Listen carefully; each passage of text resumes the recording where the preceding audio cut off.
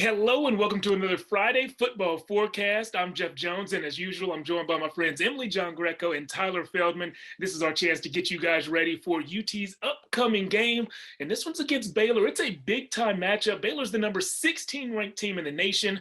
Emily, entering the bye week, Longhorns head coach Steve Sarkisian said they were going to spend a lot of time getting better at what they already do well. From your vantage point, what do the Longhorns do well?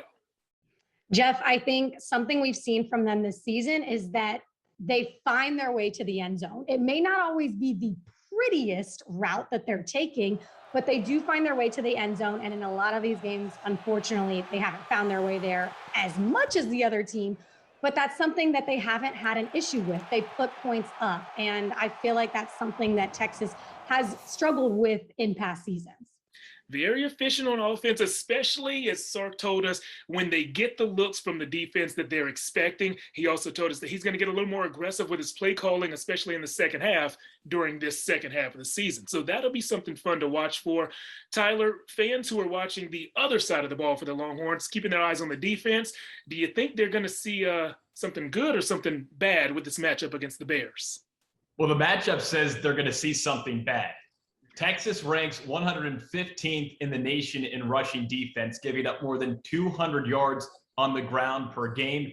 Baylor ranks 9th in the nation in rushing offense, averaging more than 238 yards on the ground per game, led by Abram Smith. So that matchup alone, we have yet to see Texas stop the run. That should scare Longhorns fans, and that's why I think Baylor probably protects its own house. Okay, Tyler, I hear what you're saying. You brought out the numbers, which I respect. I know what the numbers say, but I'm going to tell you what the eye test says. That UT run defense is better than their ranking. Against Oklahoma State, they gave up less than 80 yards through 3 quarters and just fell apart in the fourth. If they can put 4 quarters together, I think that UT run defense is okay. Yeah. Tyler, a moment ago, you alluded to your prediction. Let's hear the predictions. And since you kind of tipped your hand a little bit, let's start with you. Who's winning this game and what's the score? Texas has won 5 of the last 6 meetings, but Baylor is favored by 2.5. Texas has yet to prove to me that they can play a complete football game. Until I see that, I have a tough time saying the Longhorns upset the 16th best team in the nation. I'm going 27-20. Baylor gets the win. All right, they're going to have to prove it to you. Emily, have the Longhorns proven enough to you to get your nod in this game? So no, but I'm going to be honest. I am going to pick Texas this week simply because I cannot see them losing 3 straight games. I don't see Texas doing it. And if they do, we have a bigger problem on our hands. And I'm very sorry for that, Longhorn fans, but I am going to pick Texas this week. And I think it's going to be a close one. I have a 35-31.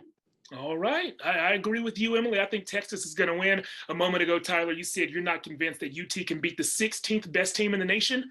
Maybe they can't. But Baylor is not the 16th best team in the nation from where I'm sitting. This is still a team that only beat Texas State by 9 points to open the season. I think UT pulls off the win in Waco, final score 28-20. Guys, if you are ready for some high school football, you want to see some of that right now, well, don't go anywhere far because we're coming right back with Friday Football Fever straight ahead.